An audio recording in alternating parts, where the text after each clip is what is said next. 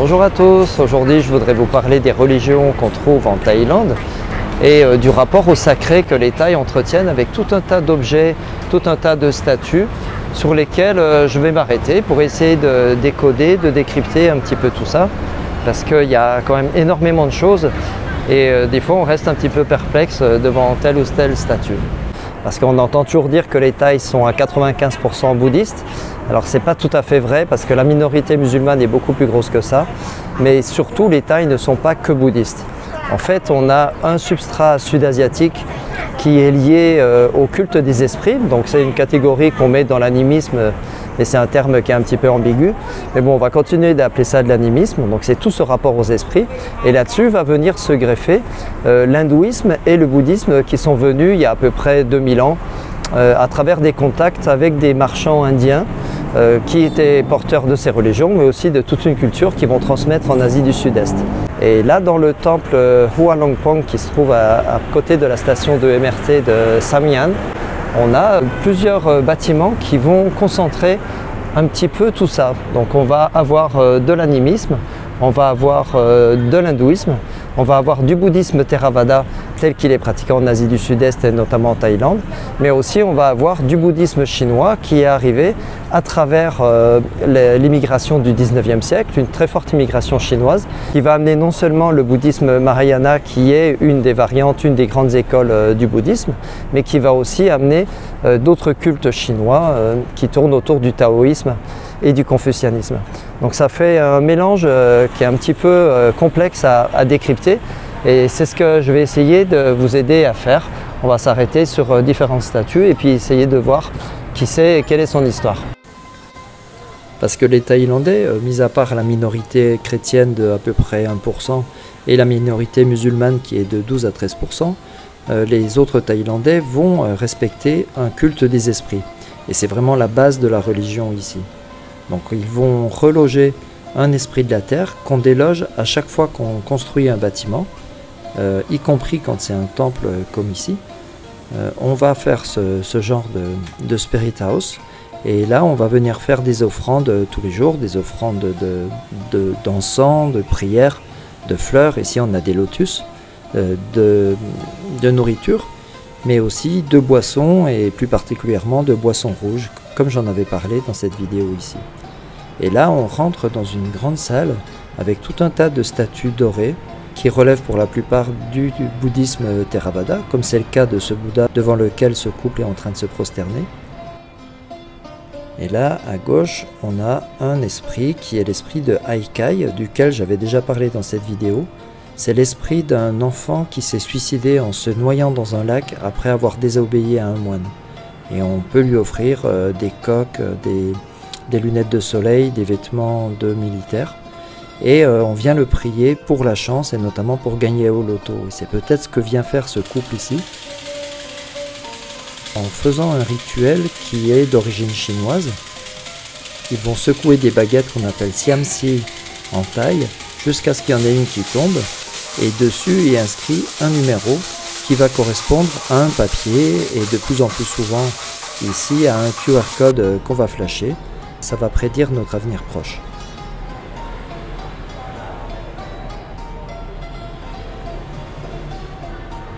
Là, on a un personnage qui s'appelle Pra-Upakut en thaï ou Upagupta en sanskrit, qu'on représente avec une feuille de lotus sur la tête et sa main droite dans un bol de riz. Il y a plein d'histoires qui circulent sur lui. On dit que c'était le guide spirituel d'Ashoka.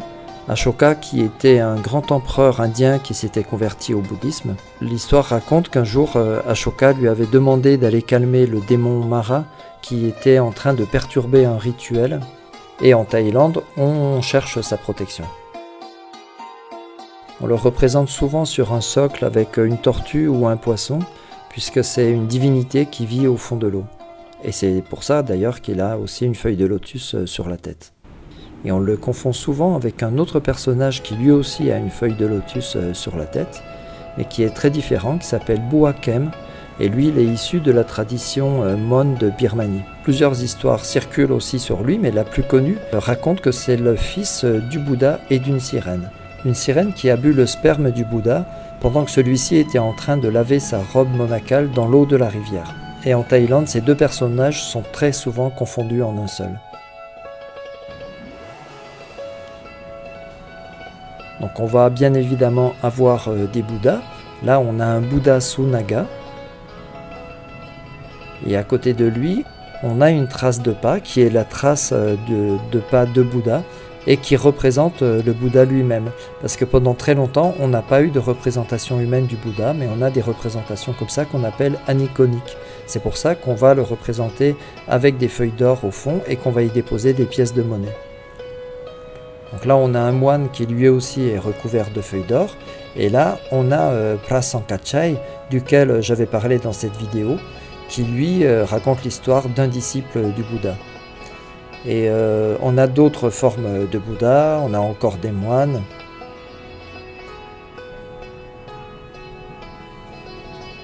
Là, on est en présence d'une tradition indo-bouddhiste. L'histoire raconte que Plaraho a mangé le dieu du soleil qui s'appelle Surya et a aussi mangé le dieu de la lune qui s'appelle Chandra. Donc la lune et le soleil vont réciter des versets bouddhistes et par respect, il va finir par les lâcher. Et c'est l'explication mythologique de l'éclipse. C'est pour ça qu'on va lui faire des offrandes de couleur noire, de choses qui sont noires, des fleurs ou d'autres choses. Et en Thaï, le dieu du soleil, Surya, s'appelle Praatit. Et c'est lui qui va donner son nom à la station de bateau Praatit qu'il y a à côté de Khao San-roa.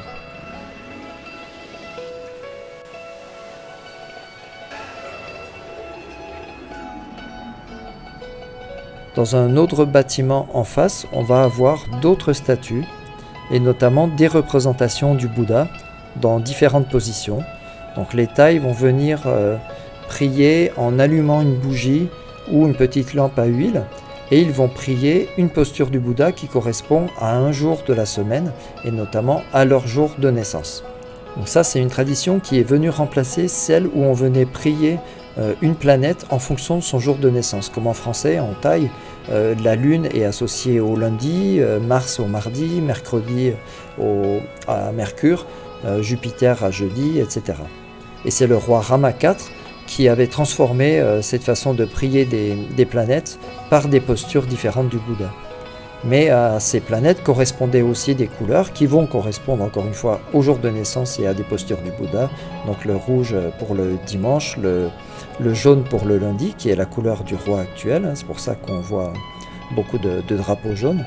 Et on a même la couleur blanche, si vous ne savez pas quel jour vous êtes né, vous pouvez prendre cette bougie.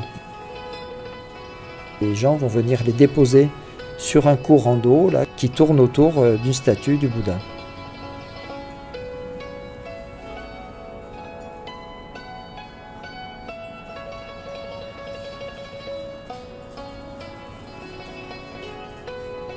Donc en Thaïlande, on a deux systèmes zodiacaux.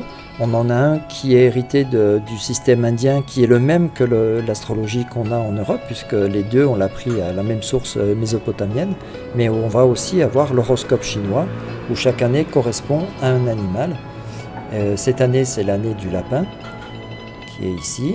Et les gens vont prendre des pastilles de cire qui vont venir déposer dans ce petit four, qui n'est pas en fonction là, qui les fait fondre, et qui va fabriquer une bougie qu'on va pouvoir offrir aux moines de ce temple.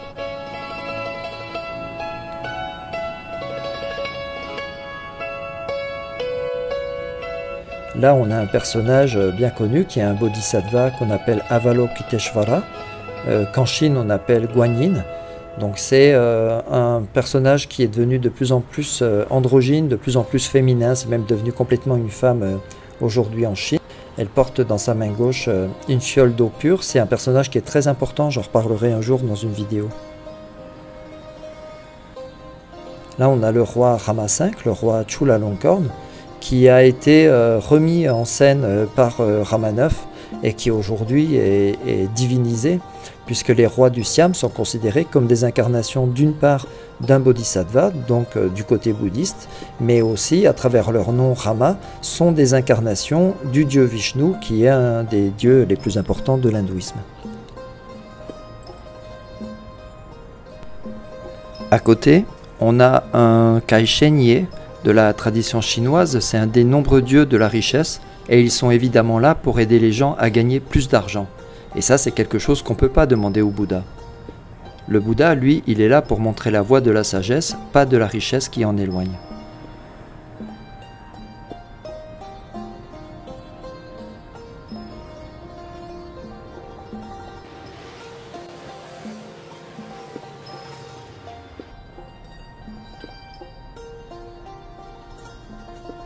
Là, on a le dieu Brahma, qu'en thaï on appelle Praprom.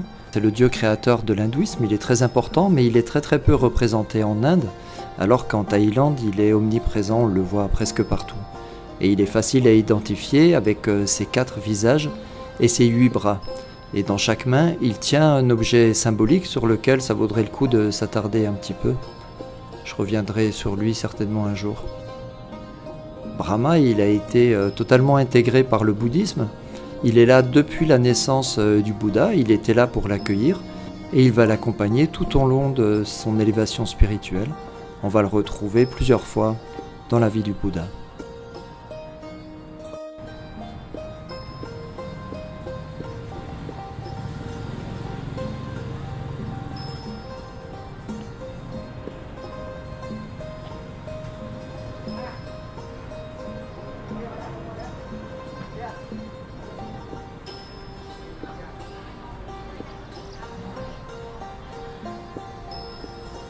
Et là, on a une représentation qu'on voit très rarement en Thaïlande. C'est la déesse Pramekanka, la déesse du Gange, qui est le grand fleuve sacré de l'Inde. Et là, on la voit représentée sur sa monture, qu'on appelle le Makara, duquel j'avais parlé aussi dans une vidéo ici. Cette déesse, elle est importante parce qu'elle est associée au Gange et en Thaïlande, au fleuve Chao Phraya. Elle joue un rôle dans les cérémonies de Songkran. Là, on a le dieu Ganesh, un dieu de l'hindouisme qui est très important, mais qui a été totalement intégré dans le bouddhisme Theravada. Donc lui, il a une histoire intéressante, hein, c'est le fils de Shiva. Shiva, dans un accès de colère, lui avait coupé la tête, et il va dans la jungle pour retrouver une tête à lui recoller sur le corps, et il va choisir un éléphant. C'est un enfant, il a un corps d'enfant et une tête d'éléphant. Et sa monture, c'est un rat ou une souris.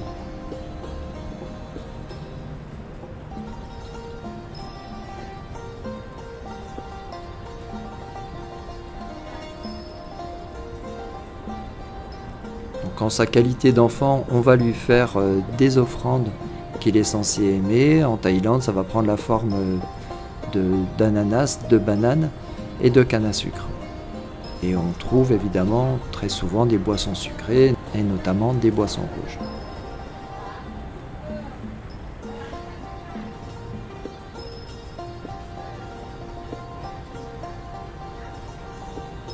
Comme on a ici devant ses parents.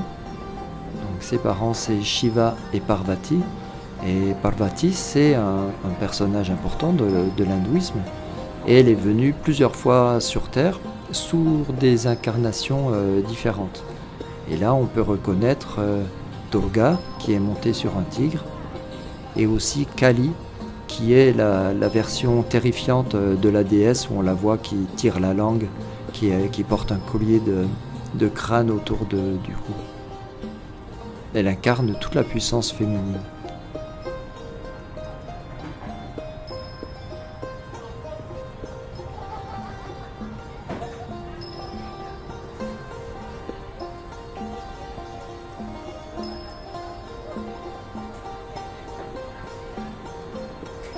Et là, on retrouve Guanyin, notre bodhisattva Avalokiteshvara, donc on appelle Guanyin en Chine, qu'on appelle Kwanon au Japon. Et on l'appelle aussi le Bouddha de la compassion, bien que ce ne soit pas le Bouddha. Et on le représente parfois avec plein de bras, c'est ce qu'on appelle le Bouddha à 1000 bras.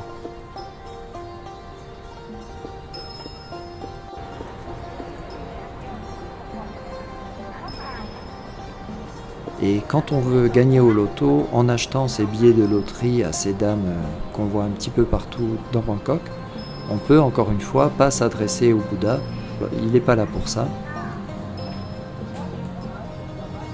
Il faut mieux s'adresser à d'autres divinités qu'on a ici, notamment Nangkwak, à qui j'avais consacré une vidéo, qui est une déesse qui sert à attirer l'argent et les clients dans les commerces. Ou on peut s'adresser à Kumantong, qui est l'esprit d'un fœtus humain qui reprend vie à la suite d'un rituel. Mais là, c'est quelque chose d'un peu glauque, hein. On est dans la magie, et là aussi, ça vaudrait vraiment le coup de s'intéresser à cette histoire. Et là, on a des personnages de la tradition chinoise, taoïste ou confucianiste, mais c'est vraiment pas mon domaine, je vais pas trop m'attarder dessus pour pas dire de bêtises. Mais c'est des personnes qu'on trouve dans quasiment tous les temples chinois qu'on a en Thaïlande, et parfois dans des temples Theravada, comme c'est le cas ici.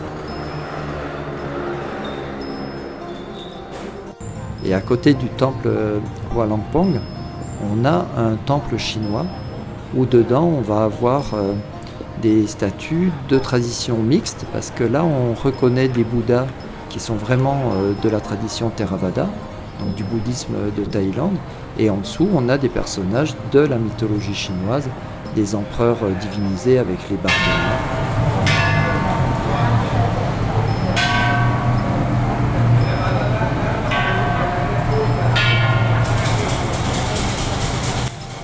Et on va retrouver bien évidemment Guanyin.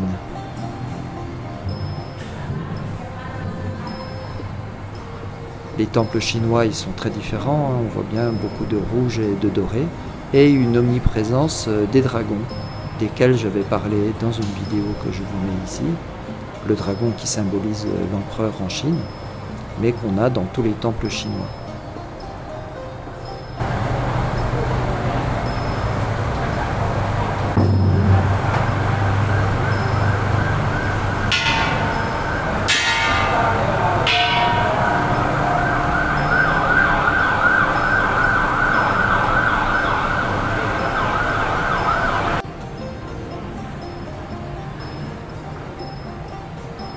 Mais dans ce temple, on a aussi les guichets de la Ruamkata Niu Foundation. C'est une fondation composée de volontaires et d'une flotte d'ambulances qui viennent en aide à tous ceux qui en ont besoin. Mais ici, on vient surtout pour financer des cercueils pour les indigents.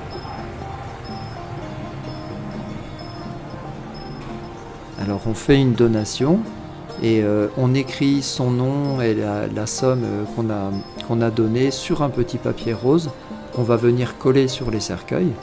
Donc c'est un acte charitable pour venir en aide aux gens qui ne peuvent pas financer leurs funérailles. C'est une bonne action qu'on fait pour s'acheter un avenir meilleur. Mais dans ce temple, on a aussi une histoire vraie. On a l'histoire d'un transgenre qui était un danseur classique, qui était tombé amoureux d'un chauffeur de taxi. Et leur histoire est tumultueuse, assez passionnée. Il va faire plusieurs tentatives de suicide et il va finir par y arriver. Son compagnon, le chauffeur de taxi, va devenir moine pour donner les mérites à sa compagne qui vient de mourir, et il va à son tour se suicider. Et on va placer leurs deux cercueils dans le temple Hualangpong. Donc j'y reviendrai un jour, je pense que c'est une histoire intéressante. Et pour finir, on a une image du roi actuel, du roi Rama X, qui, comme son père, le roi Rama IX, ou son arrière-grand-père, le roi Rama V, est censé incarner toutes les vertus du bouddhisme et de l'hindouisme. Ce qui n'est pas chose facile.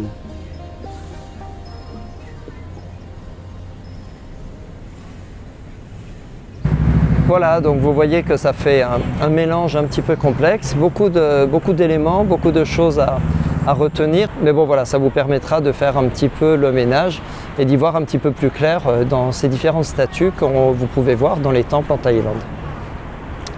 Voilà, merci d'avoir suivi cette vidéo. Comme d'habitude, je vous incite à vous abonner, à liker, à commenter, à partager. Et puis on se retrouve très bientôt pour un tout autre sujet.